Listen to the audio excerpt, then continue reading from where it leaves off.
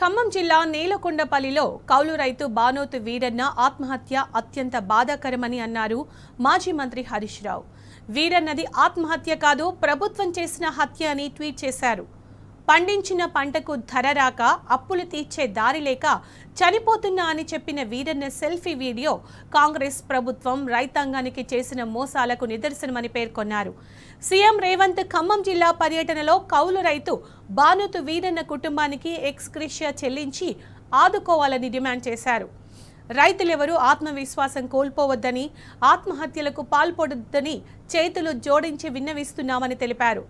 కాంగ్రెస్ మేనిఫెస్టోలో రైతులకు ఇచ్చిన హామీలను అమలు చేసేదాకా మీకు అండగా బీఆర్ఎస్ పోరాటం చేస్తుందన్నారు.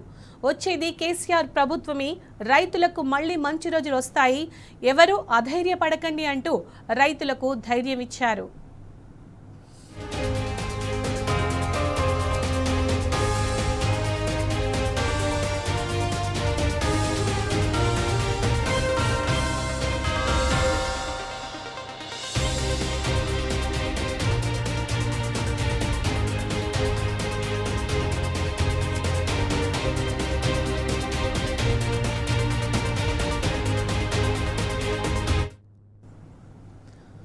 ఖమ్మం జిల్లా నేలకొండపల్లిలో కౌలు రైతు బానోతు వీరన్న ఆత్మహత్య అత్యంత బాధాకరమని అన్నారు మాజీ మంత్రి హరీష్ రావు. వీరన్నది ఆత్మహత్య కాదు, ప్రభుత్వం చేసిన హత్య అని ట్వీట్ చేశారు.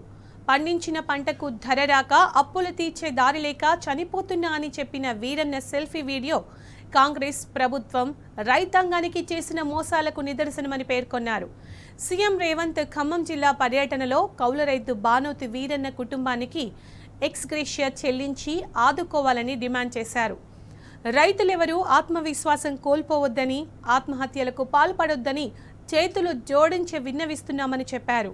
కాంగ్రెస్ మేనిఫెస్టోలో రైతులకు ఇచ్చిన హామీలను అమలు చేసేదాకా మీకు అండగా బీఆర్ఎస్ పోరాటం చేస్తోందన్నారు. వచ్చేది కేసీఆర్ ప్రభుత్వమే, రైతులకు మళ్లీ మంచి రోజులు వస్తాయి, ఎవరూ అధైర్యపడకండి అంటూ రైతులకు ధైర్యం చెప్పారు.